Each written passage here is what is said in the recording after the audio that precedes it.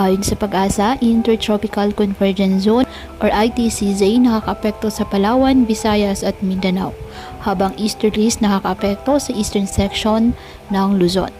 Ngayong araw, dahil po sa umiiral na ITCZ, asahan ang maulap na halangitan na may kalat-kalat na pag-ulan at thunderstorms sa Mimaropa, Western Visayas, Zamboanga Peninsula, Negros Oriental, Basilan, Sulu at Tawi-Tawi.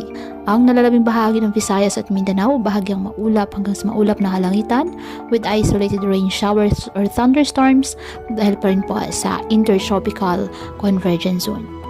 Apektado naman ng easterlies ang Bicol Region, Quezon, Aurora, Isabela at Cagayan. Kaya asahan din po ang bahagyang maulap hanggang sa maulap na kalangitan with isolated rain showers or thunderstorms. At ang nalalabing bahagi ng ating bansa kasama ng Metro Manila, apektado po ng mga localized thunderstorms. Samantala, wala po tayong bagyo o low pressure area na minomonitor sa loob at labas ng Philippine Area of Responsibility na maaaring makaapekto sa lagay ng ating panahon. Ayon po yan sa Pag-asa update.